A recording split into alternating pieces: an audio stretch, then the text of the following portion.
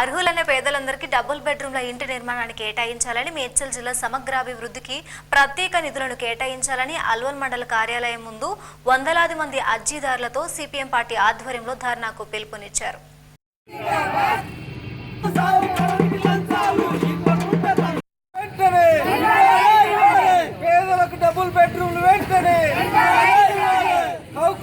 Survey number 27 లో పేదలకు ఇండ్ల స్థలాలు, కౌకూర్లోని సర్వే నెంబర్ 27 లో పేదలకు ఇండ్ల స్థలాలు.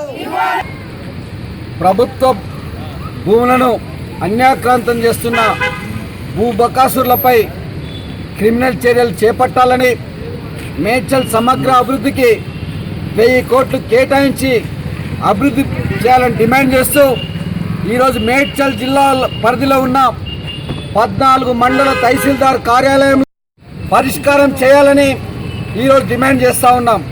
ముఖ్యంగా అల్వాల్ ప్రాంతంలో మరి అనేక ప్రభుత్వ భూములు ఈరోజు కబ్జాలకు గురవుతూ ఉన్నాయి.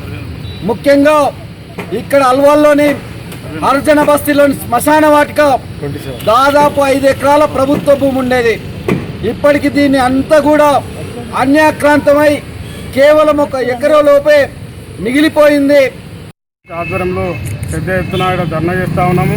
ఎందుకు ధర్నా చేస్తున్నామంటే ఏదైతే దాదాపు పోయిన సంవత్సరము దాదాపు 2600 అర్జీలు ఇక్కడ దాఖలు చేస్తే ఇంతవరకు వాటి మీద చర్య లేదు, సోషల్ ఎకనామిక్ సర్వే లేదు. ఇప్పుడు ఏమంటున్నారంటే వాళ్ళు కలెక్టర్ నుంచి ఆర్డర్ రావాలి, ఆర్డర్ నుంచి ఆర్డర్ రావాలని చెప్పేసి ఎంఆర్ఓ గారు చెప్తా ఉన్నారు.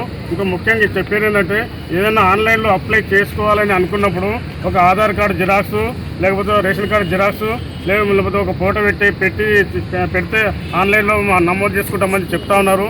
అందులో రేషన్ కార్డు లేనటువంటి వాళ్ళు చాలామంది ఉన్నారు, పేదవాళ్ళు చాలామంది ఉన్నారు.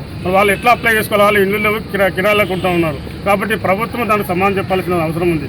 రేషన్ కార్డు లేనటువంటి వాళ్ళు ఇల్లు రావాలంటే ఏం చేయాలి? కేసీఆర్ గారు ఇల్లు కట్టిస్తామంటే ఈ ప్రాసెస్ కరెక్ట్ లేకుండా ఇప్పుడు చాలామంది